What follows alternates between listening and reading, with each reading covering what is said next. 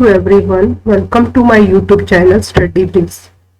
आज हम previous topic को कंटिन्यू करते हुए आगे एग्जाम्पल करेंगे। अगला जो एग्जाम्पल है हमारे पास वो क्या है? एग्जाम्पल नेक्स्ट एग्जाम्पल है, उसमें हमारे पास दिया हुआ है, क्या गिवन है। एग्जाम्पल में आपके पास दिया हुआ है कि 3 वेक्टर दे रखे हैं, A B C are the 3 vector, और वो इस तरह से दे रखे हैं, कुछ कंडीशन लिखी है।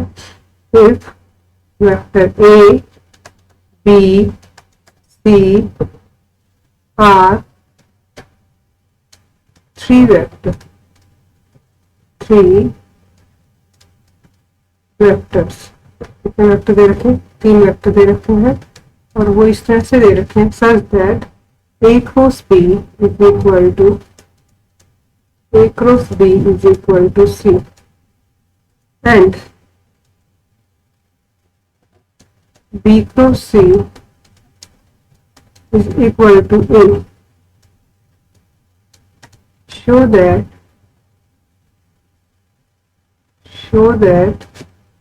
तो आपको शो क्या करना है? Show that 3 vector A B C are 3 vectors A, B, C are orthogonal in pair. Orthogonal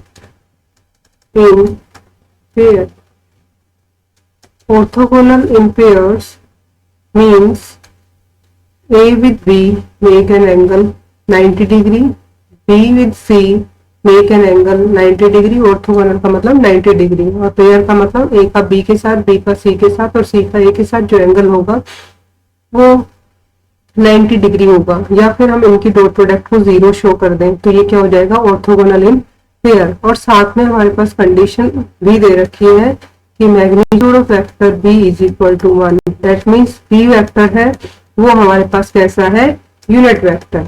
ठीक है। और दूसरी कंडीशन ये दे रखी है कि magnitude of C is equal to magnitude of A। तो ये कंडीशन हम यूज करेंगे और हमें ये प्रूव करना है। क्या प्रूव करना है? कि A dot B is equal to B dot C is equal to C dot A is equal to 0। ये हमें शो करना है। ठीक है। तो ये आपको समझ में आ गया होगा कि अब अगर A B C are orthogonal in pair का मतलब क्या है। तो अब हमारे पास जो दे रखा है वो लेके चलेंगे। तो सबसे पहले हमारे पास क्या गिवन है? A cross B is equal to C, ये गिवन है। ठीक है। तो ये गिवन है आपके पास। अब राइट हैंड साइड में आप देख रहे हैं कि आपके पास C है, तो इसका A के साथ C करें तो हम ऐसा कर सकते हैं, taking dot product with A। तो ये क्या बन जाएगा? A dot C। और ये क्या हो गया आपके पास? Scalar triple product of A B is equal to A dot C। और स्केलर ट्रिपल प्रोडक्ट में अगर 2 वेक्टर सेम हो जाते हैं तो क्या बन जाती है? 0। तो ये बन गया आपके पास 0, और ये क्या हो गया आपके पास? A dot C is equal to 0। That means इसका मतलब क्या है? A is perpendicular to C। That means इसका मतलब क्या हो गया? A is orthogonal to C। ठीक है। तो ये एक पार्ट हो गया। इसी तरह से हम क्या करें? इसका B करेंगे तो आपके पास क्या आ गया? B dot. तो ये क्या आ जाएगा आपके पास? B dot A cross B is equal to B dot C। और ये भी क्या बन गया आपके पास? Scalar triple product. किसका स्केलर ट्रिपल प्रोडक्ट बन गया आपके पास? B A B। तो ये हो गया B डॉट C, और ये दो क्या हो गया आपके पास? सेम।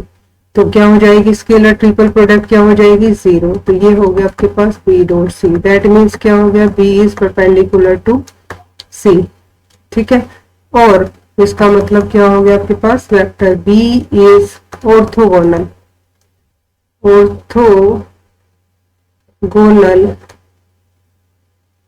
To C। तो 2 पार्ट हो गए आपके पास। Now come to the third part. और थर्ड पार्ट में आपके पास क्या आ जाएगा? यहाँ पर क्या दिया हुआ है? दूसरी एक कंडीशन और दे रखी थी हमारे पास। क्या दे रखी है? ये दे रखी है बी क्रॉस सी, ठीक है। तो ए डॉट आपके पास सी आ गया, बी डॉट सी आ गया, अब इसका मतलब ए डॉट बी और करना आपको, ठीक है।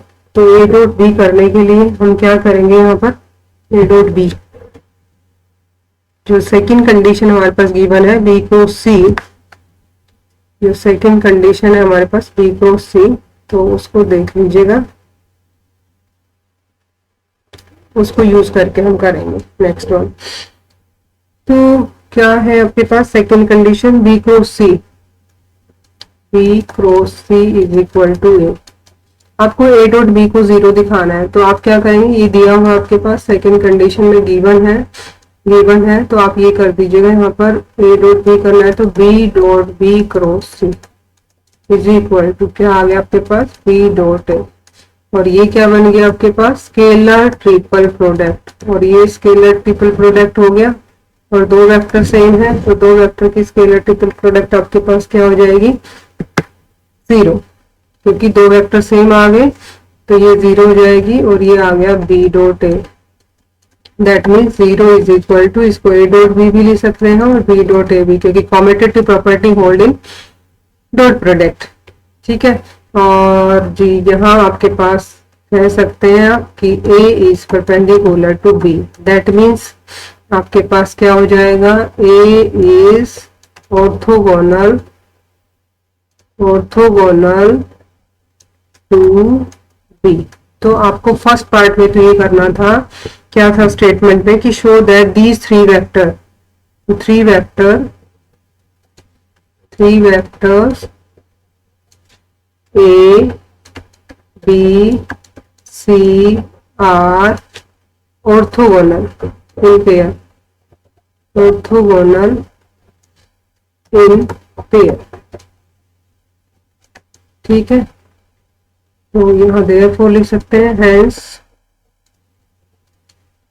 Three vectors, vector A B C are orthogonal in pair, that means क्या प्रूव कर दिया था हमने, ए डॉट बी को 0 किया, बी डॉट सी को 0 किया, और सी डॉट ए को 0 किया। तो ये तो फर्स्ट पार्ट हो गया हमारे पास।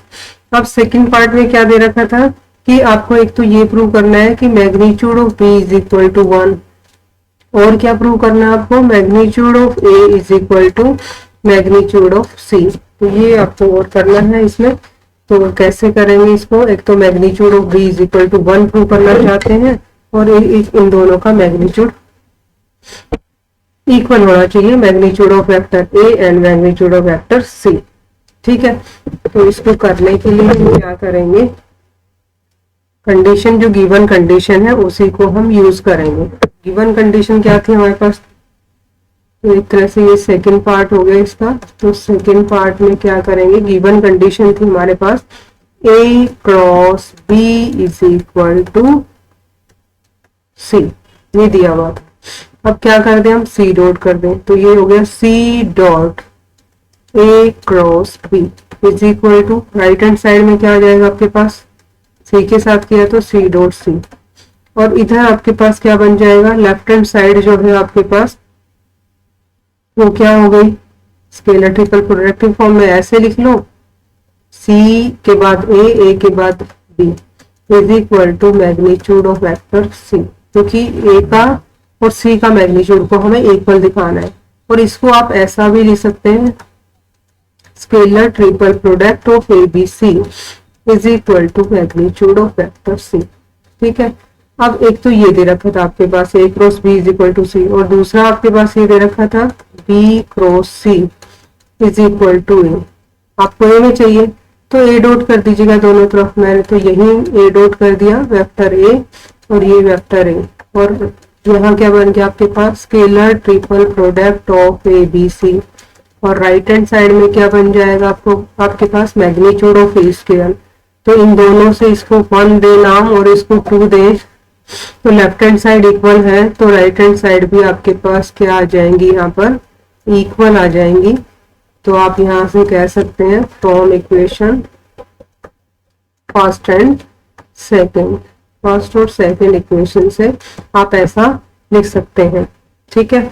तो आपके पास क्या बन गया यहाँ पर, magnitude of A vector is equal to magnitude of C vector. तो इसका एक पार्ट तो हो गया, लेकिन दूसरा पार्ट क्या था हमारे पास, मैग्नीट्यूड ऑफ बी क्या दिखाना था हमें, 1 दिखाना है। तो मैग्नीट्यूड ऑफ बी के लिए 1 दिखाने के लिए जो हमारे पास दिया हुआ था उसी को देख लीजिएगा। तो इसको थर्ड पार्ट नाम दे देते हैं। तो हम क्या प्रूव करना चाहते हैं, we have to show that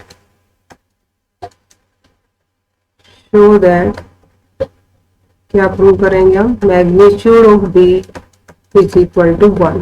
ठीक है, तो इसके लिए हमारे पास क्या दे रखा था, A cross B is equal to vector C दे रखा था आपके पास।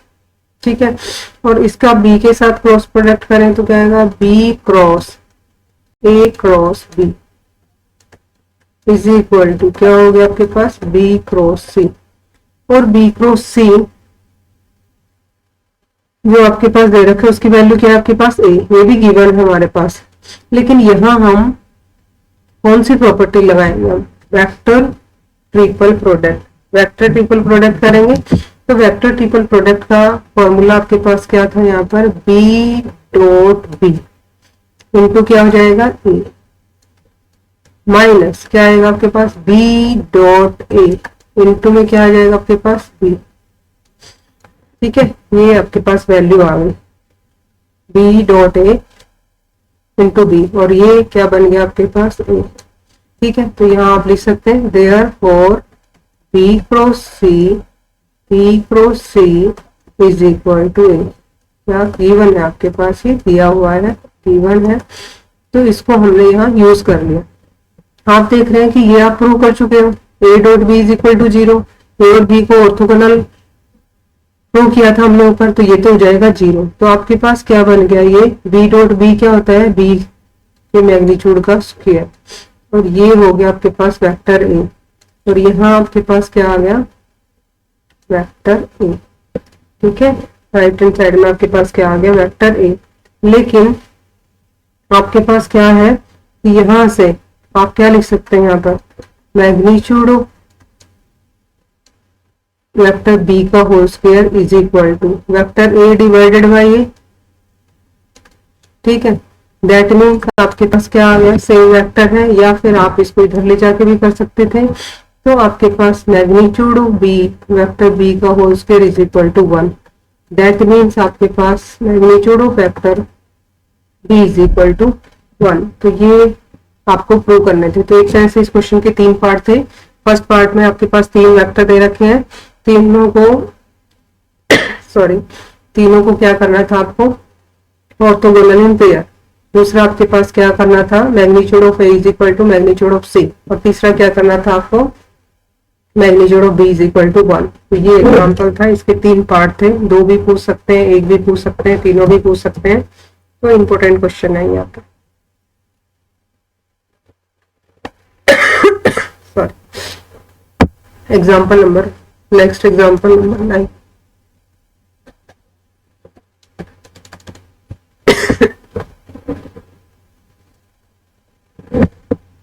सॉरी, इससे आगे हम नेक्स्ट वीडियो में करेंगे कुछ